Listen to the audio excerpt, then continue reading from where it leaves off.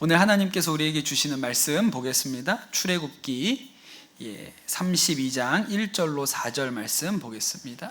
32장 1절로 4절 말씀입니다. 제가 말씀 읽도록 하겠습니다.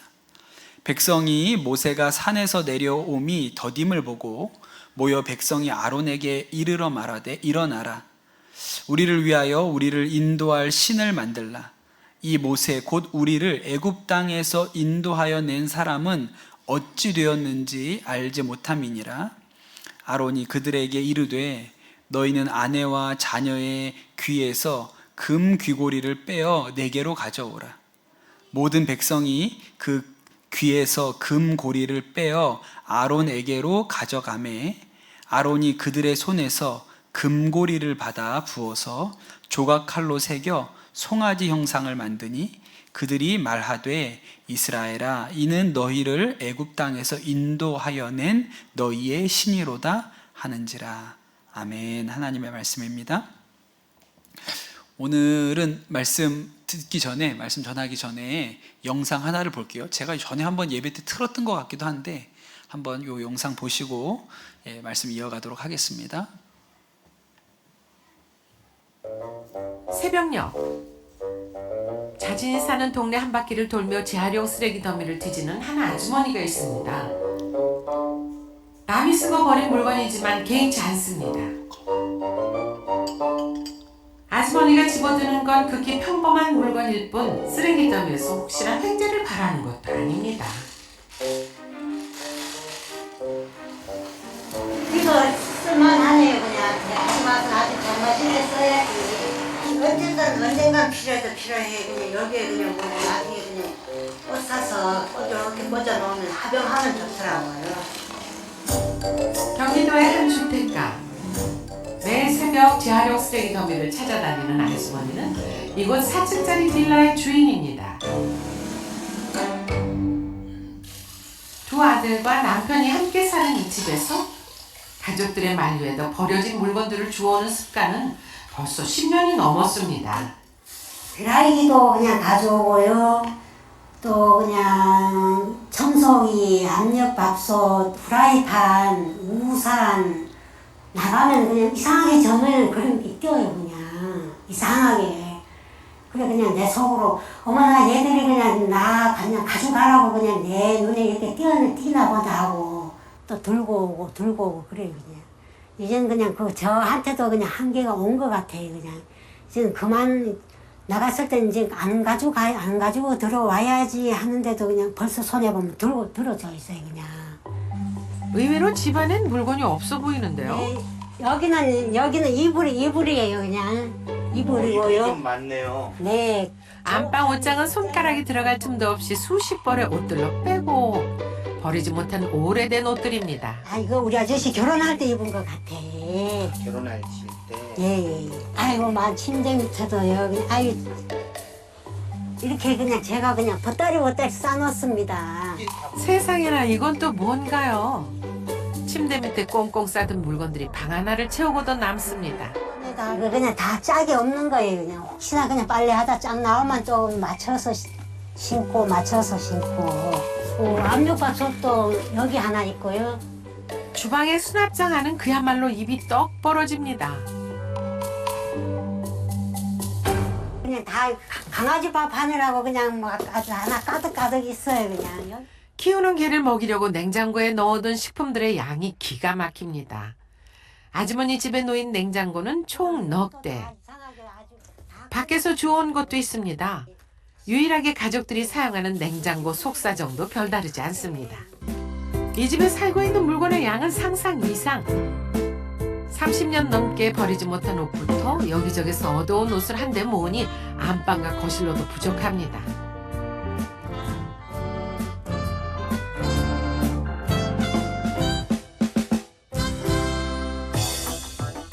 부엌과 수납장에 이 많은 식기가 들어가 있었다는 것도 신기할 정도입니다.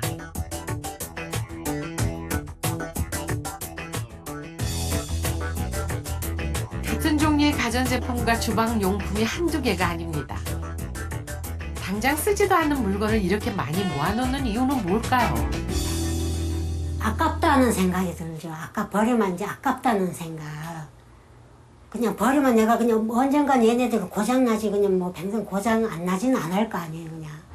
그럼 고장이 나면 그냥 그 뒤에 준비가 돼 있으니까 그냥 안정이 되는 거지, 그냥.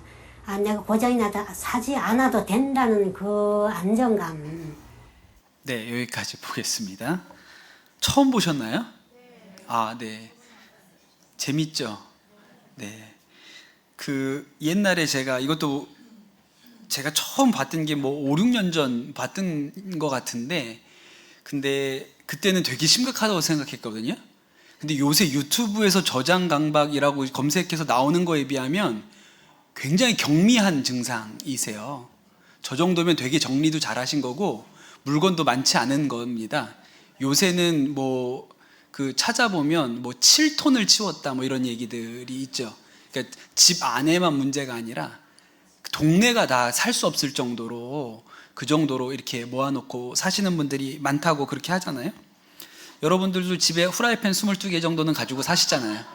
안 그러면 불안해가지고 이거 코팅 벗겨지면 이거 또 사야 되는데 22개 정도는 쟁여놔야, 칫솔도 아니고 프라이팬을 22개를 이렇게 놓고 사시잖아요. 영상에 나오는 아주머니는 사실은 뭐 이렇게 뭐 절약을 잘하는 분이 아니고 아픈 분이에요. 예, 이제 저 정도가 되면 이제 아프다고 할 수가 있죠. 저장 강박증이라는 강박증인데, 이제 요걸 뒤에 보면 아까 마지막에 남자분이 이제 정신과 선생님이고 이제 이번 치료 받으셔야 된다 이렇게 해서 이제 병원 가시게 되고 뭐 그런 과정들이 나오기는 합니다. 그러니까 먹고 사는 게 어려워가지고 저거 모으는 거 아니거든요. 예, 불안해서 모으는 거예요. 불안해서 그렇게 하는 거죠. 그분이 아까 그 할머니가 하셨던 마지막 말씀이 모아놓아야 안심이 된다. 그래야 마음이 편안하다 그러시잖아요. 여러분 집에 혹시라도 그 선풍기 한 12대 정도 보유하고 계시면 빨리 신방을 받으세요, 저한테. 여러분 왜 신방 받는 게 왜 좋은지 아세요? 그날 갖다 버리는 거예요. 그 목사님 신방 오기 전에 대청소 한번 하고 다 갖다 버릴 거 버리고, 그 신방이 효과 중에 하나입니다. 예, 그냥 예배만 드리는 게 아니고 목사님 오기 전에 집 청소 한번 하고 버릴 거 버리고 이렇게 하는 거예요. 여러분 한 주간 평안하셨습니까? 제가 이제 불안이라는 주제로 몇 번 말씀을 더 나누려고 하는데, 지난주에는 이 불안이 에덴 동산에서 하나님과 우리 사이의 관계가 끊어지면서 시작되었다, 그렇게 제가 말씀을 드렸어요. 그러니 여러분, 그 말은 사람은 누구에게나 불안이 있습니다. 정도의 차이가 있죠. 그게 크냐 작으냐의 차이가 있지만 누구에게나 불안이 있어요. 마치 원죄가 누구에게나 있는 것처럼, 우리에게 누구에게나 죄가 있는 것처럼 불안도 누구에게나 있습니다. 그러니까 불안을 느끼는 감정 자체는 죄가 아니지요. 그래서 제가 지난주에 뭐라고 말씀드렸냐면, 우리는 불안이 굉장히 우리를 힘들게 하고 괴롭게 하는 거라고 하지만 이것이 하나님께 나아가는 통로가 될 수 있다고도 말씀을 드렸어요. 그러면서 제가 예를 들었는데, 에서는 세상 없이 속편한 사람이에요. 그렇죠? 그냥 인생 고민 별로 없고요. 팥죽 한 그릇만 먹여놓으면 뭐든지 오케이. 예, 뭐든지 오케이예요. 그러니까 팥죽 한 그릇 먹고 배부르면 그냥 알아서 다 하라고. 예. 동생 야곱을 혼내주러 군인들을 400명을 데리고 오다가도 갑자기 그냥 사이좋게 지내지 뭐, 그냥 이러면 또 그냥 편안하게 지내는 사람이에요. 이런 사람이 에서입니다. 그러니까 이 사람은 그렇게 불안이 높지 않죠. 그런데 야곱은 대단히 불안한 사람이잖아요. 야곱은 늘 조마조마해요. 인생이 조마조마해요. 그래서 에서한테도 내가 무슨 일을 당하지 않을까, 빼앗기지 않을까. 라반 삼촌 집에 가서도 마음 편한 날이 없었습니다. 계속 조마조마했어요. 라반 삼촌이 내 것을 다 빼앗아 갈 것 같은 그런 불안을 느꼈죠. 근데 여러분, 누가 하나님을 만나고 누가 이스라엘이 됩니까? 에서가 돼요? 아니에요. 야곱이 예수님을 만나잖아요. 그러니 여러분, 불안이 반드시 나쁜 것이 아닙니다. 우리가 불안하다는 말은 의지할 것이 필요하다는 말이고, 그 의지할 대상을 잘 찾으면 불안이 우리한테 유익이 될 수 있는 것이죠. 그렇기 때문에 여러분, 불안을 느끼는 감정 자체는 죄가 아닐지 모르지만 불안을 극복해 나가려고 하는 방식은 죄가 될 수도 있습니다. 왜냐하면 우리가 이 불안이 하나님과 분리된 것이 원인이라 그랬잖아요. 그러니까 이 불안을 해결하는 방식은 하나님께로 나아가는 것이어야 돼요. 하나님께로 돌아가는 것이 불안을 해결하는 방법입니다. 그런데 대부분 이 불안을 이기기 위해서 하나님께 돌아가는 방법을 찾지 않고 엉뚱한 방법을 찾는다는 게 문제예요. 다른 곳에서 우리의 불안감을 해소시키고 싶어 합니다. 성경은 그것을 아주 명백하게 죄라고 얘기해요. 오늘 우리가 읽은 말씀을 이런 관점에서 우리가 한번 보려고 하는 거죠. 이스라엘 백성이 이집트를 떠나가지고 3개월 만에 시내산에 딱 도착을 했습니다. 그리고 이제 모세가 계속 산에 올라가는 거예요. 시내산에 하나님을 만나서 율법을 받기 위해서 계속 시내산에 올라가요. 그리고 모세가 올라갔는데 40일이 됐습니다. 무슨 일이 벌어졌을까요? 몇 년 전까지만 해도 대중교통을 탈 때 우리가 좀 불안한 마음이 있었어요. 무슨 불안한 마음이 있냐면 버스를 타러 나갈 때도 어떤 마음이 있어요? 내 앞에서 버스가 떠나면 어떡하지? 우리 집 앞에 버스 자주 안 오는데 내 앞에서 떠나면 어떡하지? 이런 현상이 어디서 주로 발생했냐면 제가 아는 곳 중에는 잠실역에서 발생했어요. 잠실역에서 이제 환승이 통로가 길잖아요. 근데 저 앞에서 한두 사람이 뛰기 시작하면 다 같이 무슨 아프리카 영향이 된 것처럼 사람들이 다 같이 뛰는 거예요. 왜? 왔나 보다, 놓칠까봐, 또 그럼 다음 거 올 때까지 기다려야 될까봐 앞에서 한두 사람이 뛰면 다들 막 불안해가지고 뛰기 시작합니다. 그랬죠? 그런데 요새는 안 그래요. 요새는 안 뜁니다. 왜 그렇죠? 핸드폰으로 몇 시에 도착하는지를 이미 확인하고 있어요. 그러니까 요 정보가 있기 때문에 불안감이 확 줄어들었죠. 우리가 무언가를 놓칠까? 처음부터 다음 거 타야 돼. 못 도착해. 마음을 먹고 가기 때문에 놓칠까? 이런 불안감이 없어졌어요. 요 소통할 수 있는, 우리가 정보를 알 수 있는 요 기계 하나가 생겼기 때문에요. 그런데 여러분, 당시에 이스라엘 백성에게 하나님과 소통할 수 있는 유일한 창구가 모세였어요. 제가 이번 여름에 시내산에 갔다 왔잖아요. 근데 그때 우리 청년 지호 형제하고 같이 이렇게 이런저런 얘기했다가 본인은 그런 얘기를 하는 거예요. 왜 이스라엘 백성이 여기에서 금송아지를 만들었는지 잘 모르겠다, 이런 얘기를 했어요. 그래서 제가 뭐라고 얘기했냐면, 이렇게 한번 생각을 해봐. 우리끼리 여기 왔는데 지금은 선교사님이 우리를 안내해 주잖아. 근데 선교사님이 화장실을 간다 그러고 가놓고 안 온다고 생각을 해봐. 불안해, 안 불안해? 불안하죠. 이제 어떻게 하는 거야? 어디 가신 거야? 이제 우리 어떻게 해야 되지? 이런 생각 들지 않겠습니까? 거기서 왜 우리가 안 불안하냐면 우리를 다 안내해 주는 분이 있었기 때문에 그래요. 근데 그분이 사라지고 우리끼리 뭔가를 해내야 된다고 하면 모든 상황이 불안해지지 않겠습니까? 그런데 여러분, 그 모세가 산에 올라갔는데 40일이 됐는데도 안 내려오는 거예요. 이 백성이 어땠을까요? 마음이 너무너무 불안하죠. 너무너무 불안해요.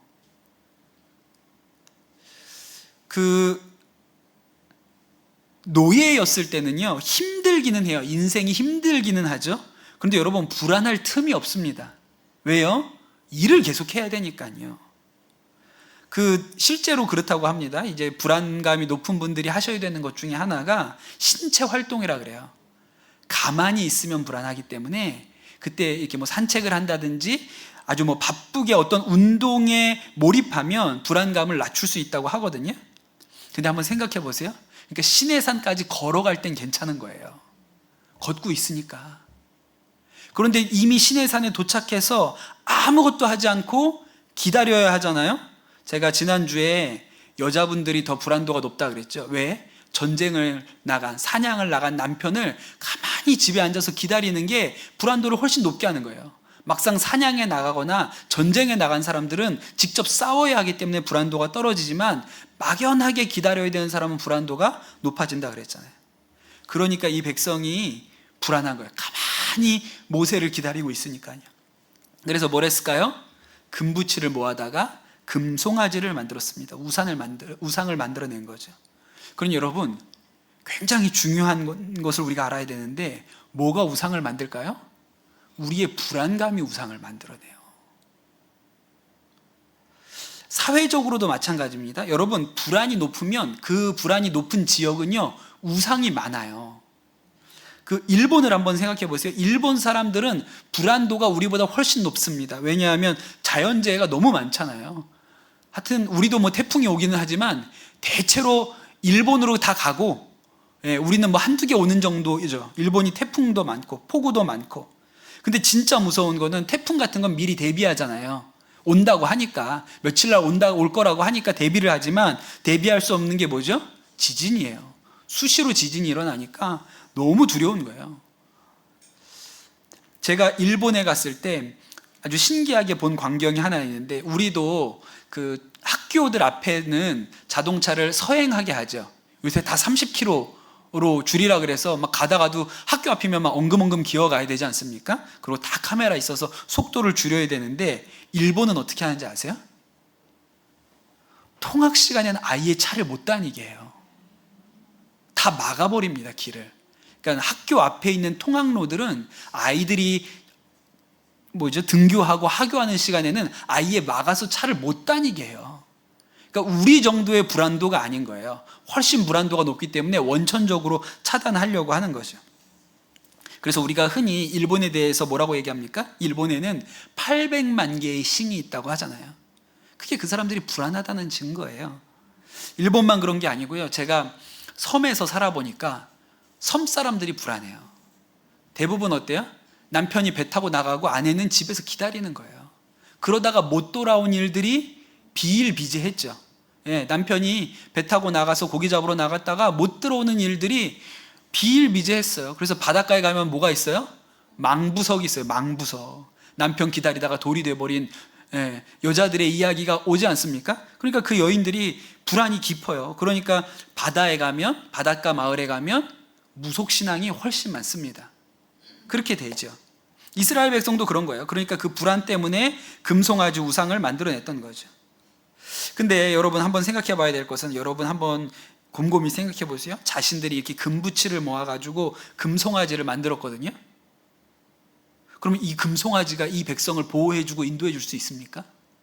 자기들이 금부치를 모아가지고 만들었는데 이 금송아지가 보호해주고 지켜줄 수 있을까요? 전혀 그렇지 않죠. 그럼 못하러 만들었어. 그 쓸데없이 못하러 만들었어. 이렇게 우리가 생각하겠지만, 우리가 불안에 대처하는 방식이 거의 이것과 대동소이해요. 크게 다르지 않습니다. 제가 그 해병대에 있을 때, 연평도에 근무할 때, 그 연평도는 진짜 불안도가 높은 섬이죠. 언제 전쟁이 터질지 모르는 섬이고, 지금도 해군 경비정들이 북한 앞바다를 왔다 갔다 하거든요. 우리 해군들이. 근데 숨을 데도 없어요. 바다니까. 그냥 먼저 쏘는 사람이 이기는 거니까. 그러니까 굉장히 불안도가 높은 섬입니다. 그때 제가 모셨던 지휘관님, 그때 대령이셨는데 나중에는 사단장까지 하시고 아주 훌륭한 군인이세요. 근데 이 부대장님이 사적인 자리에서 이야기를 하시는데 뭐라고 얘기하시냐면, 연평도 부대장은 굉장히 책임이 무거워요. 만약에 북한이 도발해서 연평도에다가 포를 쏜다거나 공격을 하면 상부에 보고하지 않고 연평도 부대장이 결심해서 북한에다가 포를 쏠 수가 있어요. 그냥 여기서 바로 반격해. 그러면 상부에서 내려오라고 공격하라고 명령을 내리기 전에 일단 반격부터 할 수가 있어요. 그러니까 언제든지 자기가 결심하면 북한에 사격을 할 수가 있습니다. 그런 분이거든요. 그러니까 이분이 가지고 있는 불안감이 뭐가 있냐면, 북한이 만약에 이 연평도에 도발을 하고 군인들을 침투시키려고 하면 북한의 특작부대가 와서 지휘관인 나부터 살해하려고 할 것이다. 이런 생각을 가지고 있어요. 그리고 관사라는 데가 있거든요. 우리 부대장이 사시는 관사가 그냥 섬 한가운데 있으니까 언제든지 누가 이렇게 들이닥쳐서 이 지휘관을 살해하려고 할지 모른다. 지금도 이스라엘이 레바논 공격할 때, 헤즈볼라 공격할 때 지휘관부터 죽이잖아요. 그런 불안감을 가지고 계신 거예요. 그러면서 하시는 얘기가, 그래서 본인은 잘 때 늘 야구방망이를 옆에다 놓고 주무신다는 거예요. 제가 그 얘기를 듣다가 속으로 웃었어요. 겉으로 웃으면 혼나니까 속으로 웃었어요. 야구방망이로 되나? 아니 진짜 북한군 특작부대가 막 쳐들어와가지고 뭐 총을 들고 오겠죠. 그래가지고 사령관을, 이 지휘관을 죽이려고 하면 그걸 야구방망이로 막을 수 있어요? 아니 권총이나 적어도 소총이나 머리맡에 수류탄 몇 발을 놓고 주무셔야 안심이 되지. 이걸 야구방망이를 놓고 옆에다 놓고 잔다고 이게 안심이 되냔 말이에요. 그런데 그 지휘관이 어떻게 주무세요? 야구방망이를 놓고 자는 거예요. 그러니까 여러분, 야구방망이가 실제로 이분의 안전을 지켜주는 게 아니고 그게 있어야 마음이 놓이는 거예요. 실제로 나를 지켜주지 않아도 그게 있다는 것만으로 마음이 편안해지는 거예요. 이런 것을 방어기제라고 합니다. 예, 실제로 존재하지 않는데 그렇게 느끼는 거죠. 이게 뭐 어려운 개념이 아니라 우리가 보통 불안하면 어떻게 해요? 다리 떨어요. 불안하면 어떻게 하죠? 손톱 물어 뜯어요. 그리고 불안하면 또 어떻게 해요? 저는 할 수 없지만 우리 여자분들은 머리 꽈요. 이렇게 불안하면. 근데 여러분 한번 생각해 보세요. 그러면 불안이 줄어들까요? 다리를 막 떨고 있으면 불안이 감소해요? 이게 불안과 아무 상관이 없잖아요. 머리를 꼬는 행위가 불안과 무슨 상관이 있어요? 그런데 어때요? 그렇게 하면서 불안이 감소한다고 생각하는 거예요. 실제로 상관이 없음에도 불구하고 그렇게 하죠. 그런 일들이 많죠. 성경에도 많이 나와요. 아담과 하와가 선악과를 따먹고 나서 불안하죠. 죄를 지었으니까 불안한 거예요. 그리고 뭐 했어요? 무화과 나무 잎으로 치마 만들어 입었어요. 치마 만들어 입으면 불안감이 줄어듭니까? 수치감이 사라져요? 그렇지 않은데 그냥 한 거예요. 예, 그렇다 치고 한 거예요. 또 바벨탑 만들었잖아요. 탑 쌓으면 불안감이 사라집니까? 그런데 그거 쌓아놓고 크게 만들어 놓고 그 옆에 모여 살면 괜찮을 거야. 아, 큰 문제 안 생길 거야. 그렇게 살았던 거예요. 왜? 다 같이 모여 살면 괜찮다고 생각하니까. 그래서 아까 그 아주머니도 후라이팬 22개, 선풍기 13개, 청소기 12대 그런다고 안전해집니까? 인생이? 걱정이 없어져요? 아니잖아요. 그런데 그렇게 쌓아놓고 안심된다 이렇게 생각하는 거예요. 그러니까 방어 기제죠. 실제로 줄이는 게 아닙니다. 그러니까 여러분 우리가 불안에 대처하는 방식이 이렇게 우상을 만들어요. 실제로 효과 없는 것을 만들어 놓고 그게 있어서 다행이다 이렇게 여기는 거예요. 이런 태도를 보입니다. 그래서 우리가 불안에 대처하는 아주 일반적인 방식은 뭡니까?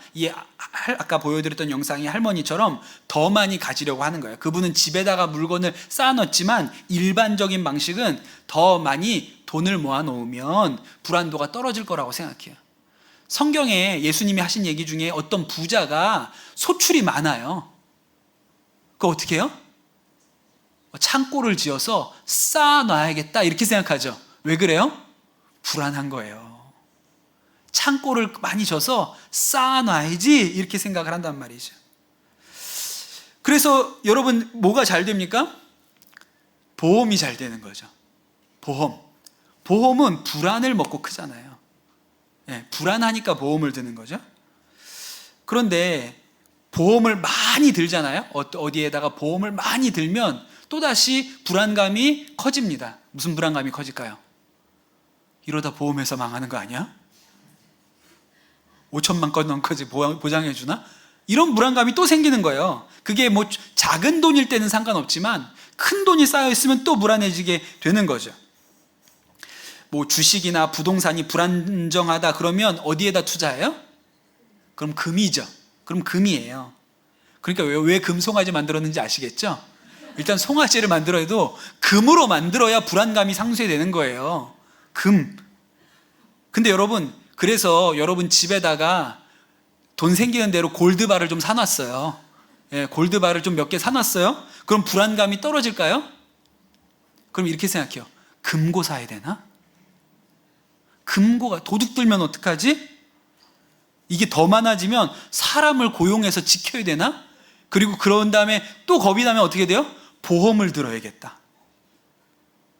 도난을 이거를 보상해 줄 수 있는 보험을 들어야지. 그리고 또 보험회사 망하면 어떡하지? 이렇게 불안한 거예요. 그러니까 방어 기제이죠. 실제로는 불안을 줄여주지 못해요. 근데 여러분 성경을 보다 보면 아주 불안도가 높은 사람들이 나옵니다. 불안도가 높은 직업군이 있어요. 여러분, 어떤 직업이 불안도가 높을 것 같으세요? 군인? 어부? 아니고 왕이 불안도가 높아요. 되게 이상하죠? 왕이 불안도가 굉장히 높아요. 이집트의 바라오 왕이 어떻게 했어요? 이상한 꿈을 꾸고 잠을 못 자요. 밤마다 악몽에 시달려요. 그만큼 불안도가 높다는 거죠. 유다를 정복했던 느부갓네살 왕 어때요? 악몽에 시달려요. 이 느부갓네살 왕은 사람을 못 믿습니다. 제가 볼 때 중증으로 치면 바로 왕보다 느부갓네살이 한 수 위예요. 왜냐하면 바로 왕은 꿈을 말해주고 풀어보라 그랬거든요. 느부갓네살 왕은 내 꿈을 맞춰, 그리고 풀어, 이렇게 얘기했어요. 그러니까 느부갓네살에 비하면 바로 왕은요 양반이에요. 이 사람은 사람을 너무 못 믿으니까 내 꿈을 네가 맞추고 해석해. 그걸 어떻게 합니까? 헤로드 왕도 마찬가지잖아요. 그냥 동방 박사들이 와서 유대인으로 왕으로 나실 리가 여기 계십니까? 그러니까 뒤집히는 거예요. 그리고 베들레헴에 태어난 아기를 다 죽여라. 모르니까, 누군지 모르니까 그냥 베들레헴에 태어난 모든 아기는 하여튼 다 죽여. 엄청난 불안도를 가지고 있는 사람인 거죠. 이방인 왕들만 불안도가 높았던 게 아니고요, 사울 왕도 엄청 불안했어요. 그러니까 나중에 사울 왕도 하나님과의 관계가 끊어졌잖아요. 소통이 안 되니까 나중에 사무엘, 그 유일한 끈, 마치 이스라엘 백성에게 모세와 같이 유일하게 하나님과 연결된 끈이 사무엘이었는데, 이 사무엘이 죽고 나니까 무당 찾아가서 사무엘 불러달라고 그렇게 하죠. 그러니까 불안한 거예요. 여러분, 참 이상하지 않습니까? 우리 생각에는 많이 쌓아두면 불안도가 감소할 것 같아요. 그런데 사실은 그렇지 않고 많이 가진 사람일수록 불안도가 증가하죠. 정말 불안해요. 성경에 나온 왕들만 그런 게 아니고 대다수의 왕들이 그랬습니다. 여러분, 중국의 베이징에 있는 자금성에 가면 나무가 없대요. 우리는 경복궁에 나무가 많거든요. 근데 자금성에는 나무가 없대요. 왜요? 언제 자객이 숨어 들어와서 나무에 숨어 있다가 왕을 살해하려고 할지 모른다, 이런 두려움 때문에 왕이 없다 그러고, 또 자금성의 그 바닥의 돌은 이렇게 땅에서 좀 떠 있대요. 그래서 사람이 걸으면 발자국 소리가 크게 들리도록 만들어 놨다 그래요. 그래서 누가 밤에 살금살금 오지 못하게, 어디서든지 사람이 걸어다니면 걸어다니는 소리가 나게끔 그렇게 만들었다는 거예요. 그러니 여러분, 천하를 다스렸다고 하는 천자라고, 천자, 하늘의 아들이라고 불렸던 사람이 엄청 불안하게 살았던 거예요. 차라리 초가 삼간에 살았던 여염집에 가난하게 살았던 집은 불안이 적어요. 많이 가졌을수록 불안한 거예요. 잃을 게 많으니까요. 왜 이렇게 왕들이 불안했을까요? 모든 것을 가지고 모든 것을 마음대로 할 수 있었는데 왜 이 사람들이 그렇게 불안했을까요? 신이 아닌데 신의 위치에 있었기 때문에 그렇습니다. 인간인데 신의 위치에 있는 거예요. 여러분, 이 성경에 나오는 바로 왕이나 느부갓네살 왕이나 이런 고대 근동의 권력자들은요, 사람이 아니에요. 그들은 신의 현현이에요. 신의 아들들이에요. 중국의 황제를 천자라고 불려서 신의 아들이라고 불렸죠. 여러분, 이집트의 파라오는요, 인간이 아니에요. 같은 인간계에 있는 사람이 아니었어요. 근데 사실 이 사람도 사람이거든요. 신이 아닌데 신인 척하고 있는 것 뿐이죠. 비를 오게 할 수도 없고 파도를 잔잔하게 할 수도 없어요. 농사가 풍년이 들게 할 수도 없어요. 흉년을 막을 방법도 없습니다. 그냥 사람이에요. 그런데 내가 신의 위치에 올라와 있으니 불안하죠. 그러니까 이 사람들은 스스로 우상이 된 사람들이에요. 그러니까 말도 못하는 불안에 시달릴 수밖에 없습니다. 제가 그 선한목자교회에 있을 때 교회학교 담당 목사를 하잖아요.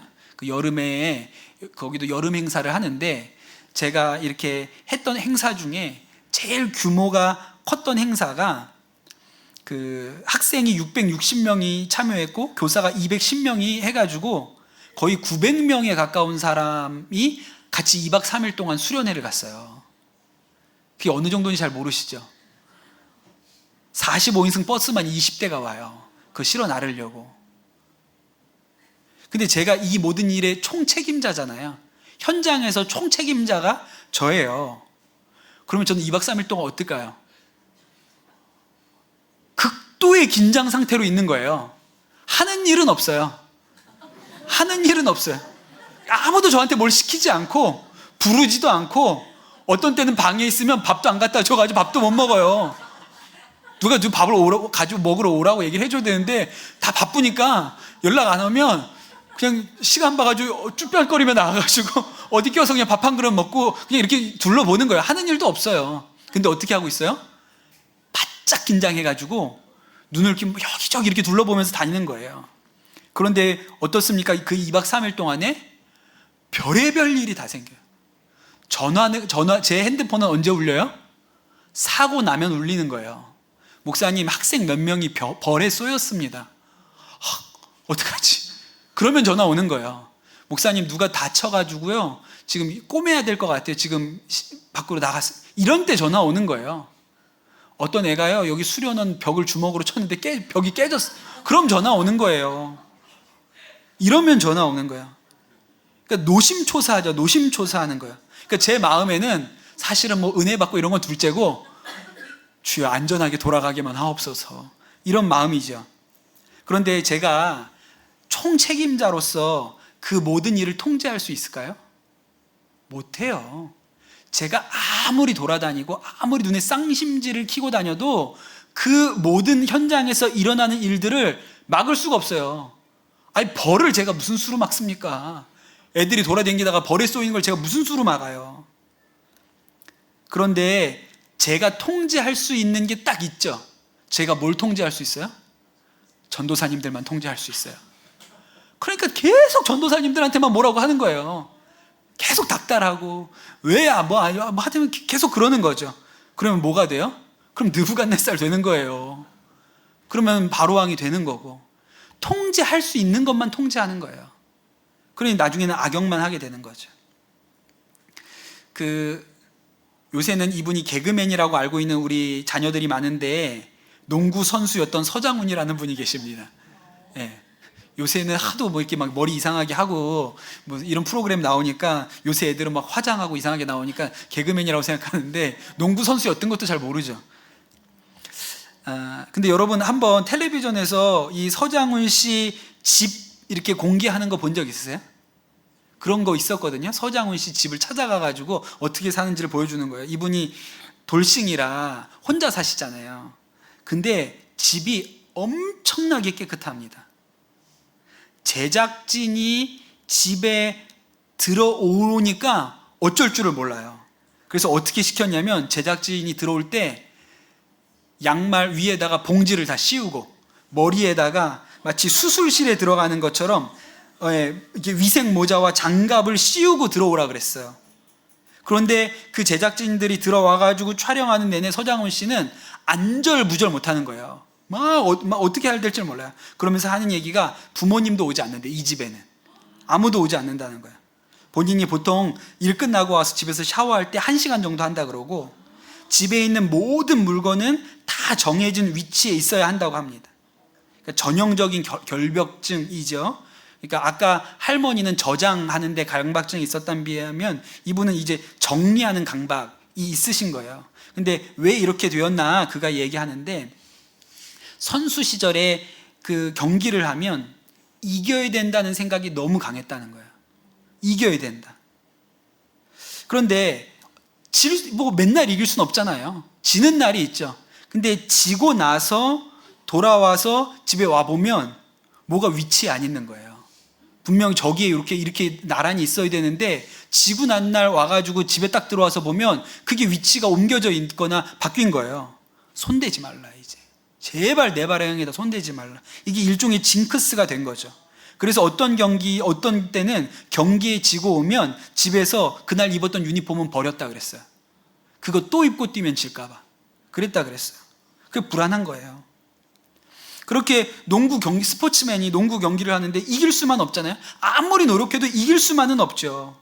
그러니까 어떻게 한 겁니까? 내가 완벽하게 통제할 수 있는 대상을 하나 만들어 놓은 거예요. 그게 집 2죠. 집을 완벽하게 통제하면 비로소 그때 마음이 안정이 되는 거예요. 그래서 여러분, 불안이 완벽주의자들한테 더 두드러집니다. 통제 성향이 강한 사람들이 더 불안해요. 그러니까 집 안에서는 내가 왕인 거예요. 집 안에서는 내가 왕이고 내가 우상인 거예요. 모든 게 내 뜻대로 다스려져야 돼요. 그러면 어떻게 되죠? 고립돼요. 네, 고립돼요. 왕들도 다 그렇게 고립이 되었던 것이죠. 여러분, 불안에서 해결되는 방법, 불안에서 해방되는 길은 스스로 왕의 자리에서 내려오는 것입니다. 왜? 왕이 아니니까, 신이 아니니까 우상의 자리에서 내려오는 거예요. 내가 나의 자금을 알고 주권이 하나님께 있다는 것을 인정해야 됩니다. 내가 강해야, 완벽해야 불안을 막을 수 있는 게 아니고 내 연약함을 인정해야 불안이 멈춰지는 거예요. 아주 불안도가 높은 직군이었던, 왕이었던 사람 중에 불안도가 낮았던 사람도 있어요. 누가 그랬을까요? 다윗이 그랬어요. 다윗은 불안도가 낮은 사람입니다. 뭘 보면 알 수 있냐면, 다윗이 말년에 압살롬이 반란을 일으키잖아요. 그래서 이제 예루살렘을 버리고 도망갑니다. 왕위가 아주 위태로운 순간일 뿐만 아니라 아들한테 배신당해서 목숨을 잃을지 모르는 상황이니까 얼마나 절박합니까? 얼마나 불안한 상황이에요? 그런데 다윗에게 있어서는요, 쫓겨다니는 게 이게 처음은 아니에요. 일단 좀 경험치는 있어요. 사울왕한테 쫓겨다녔거든요. 근데 그게 훨씬 나아요. 왜 그렇죠? 그땐 잃어버릴 게 없어요. 사울왕에게 쫓겨다니던 시절에는요, 잃어버릴 게 없는 때예요. 그런데 지금은 어떻죠? 왕이 돼 있으니 모든 걸 잃어버리게 되는 상황이잖아요. 그러니까 이 불안도가 어마어마할 텐데 그렇지 않았다는 거예요. 다윗이 이 예루살렘을 떠나서 기드론 골짜기를 지나갈 때 제사장이 막 와가지고, 임금님 이거 들고 가세요. 뭘 가져왔냐면 언약궤를 들고 왔어요. 임금님 이걸 들고 가셔야 백성들이 하나님이 임금님 편인 줄 알지요. 이게 압살롬 손에 들어가면 백성들이 하나님이 압살롬을 인정했다고 생각할 테니까 이거 들고 가셔야 돼요. 그리고 언약궤를 막 들고 온 거예요. 맞는 말이죠. 고맙다 고맙다. 그래도 네가 나를 사랑해서 마지막에 이걸 챙겨주는구나. 그럴 것 같은데 다윗이 어떻게 합니까? 갖다 둬라. 다시 성전에다 갖다 둬라. 그렇게 얘기하죠. 그리고 하는 얘기가, 하나님께서 나를 사랑하셔서 나를 왕으로 계속 놓으시겠다고 하면 내가 돌아와서 그 언약궤를 다시 볼 것이다. 그런데 하나님께서 나를 기뻐하지 않는다, 이제 너는 그만 왕해라 라고 결심하신 거면 들고 가봐야 무슨 소용이 있느냐. 하나님이 나를 버리셨는데, 그러니 그냥 갖다 둬라. 하나님이 나를 기뻐하시면 내가 돌아가서 볼 것이다. 그러니 여러분, 이 다윗 왕은요, 이 왕권을 지켜야 된다고 생각하지 않았어요. 하나님이 지켜주시면 땡큐. 근데 하나님이 버리시면 어쩔 수 없지. 내가 하나님은 아니잖아. 그냥 하나님이 결정하시면 받는 거지. 그러니까 그는 불안도가 없었어요. 불안하지 않은 건 아니었지만 능히 이것을 감당해낼 만한 마음이 있었던 것이죠. 그러니 여러분, 다윗은요, 자신이 주인이나 신이라고 생각하지 않았어요. 하나님이 결정하시면 결정하시는 대로 받으면 된다, 이렇게 생각했죠.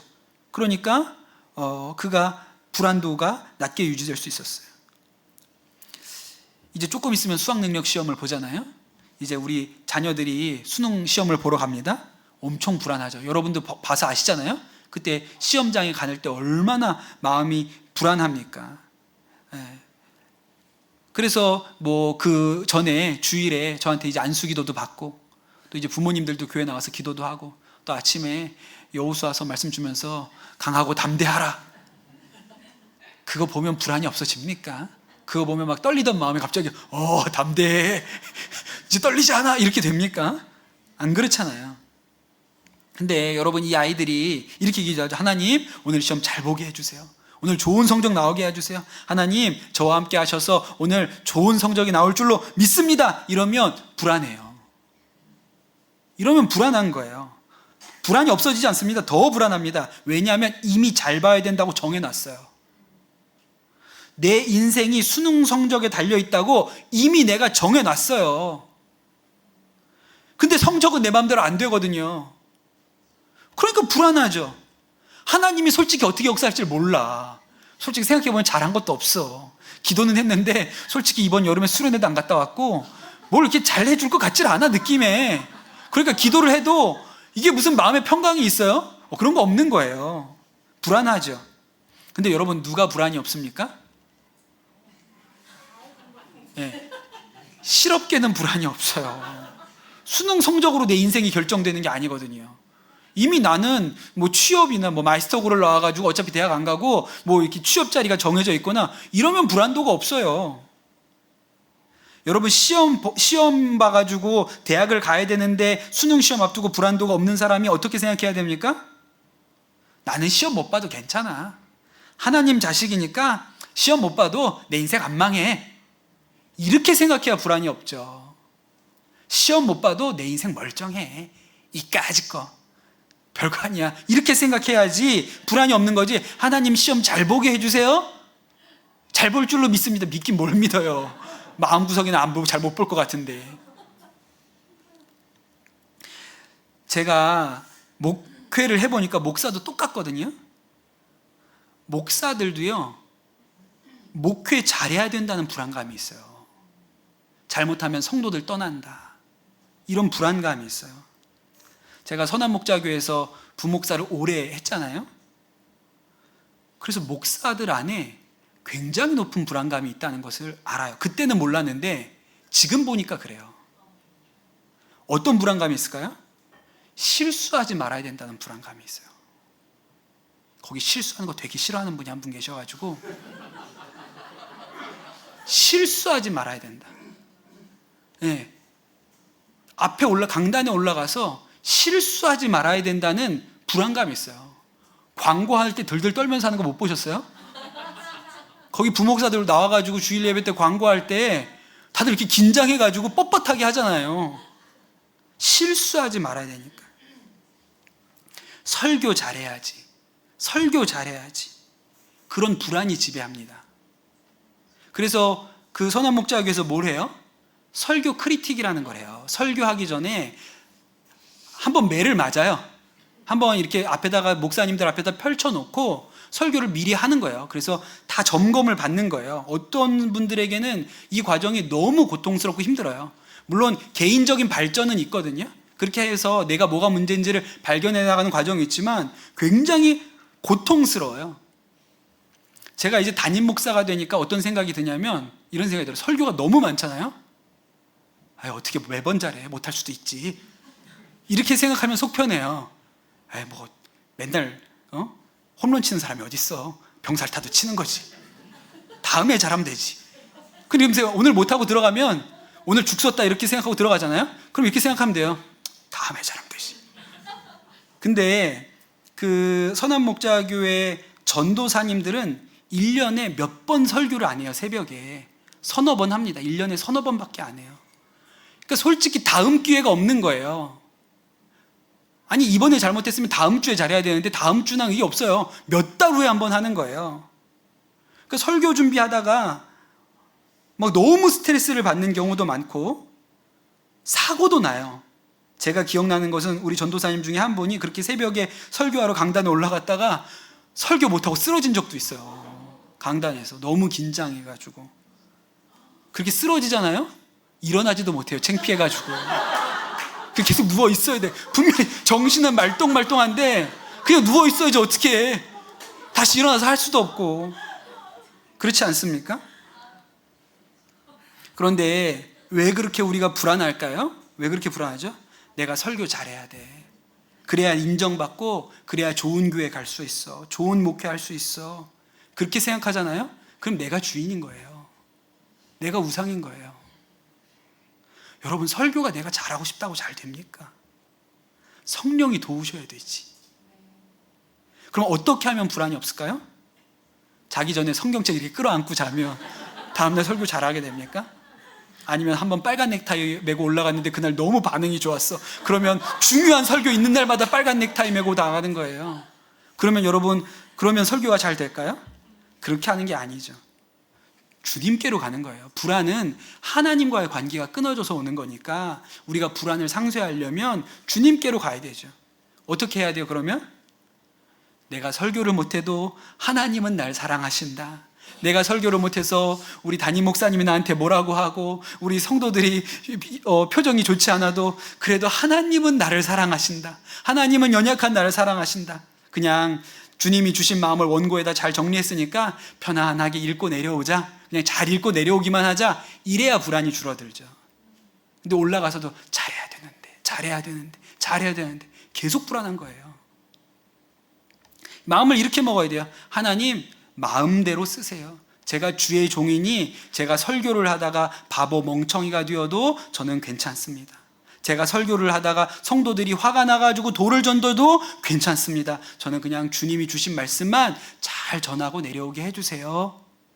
이래야 마음이 불안하지 않고 평안이 오죠.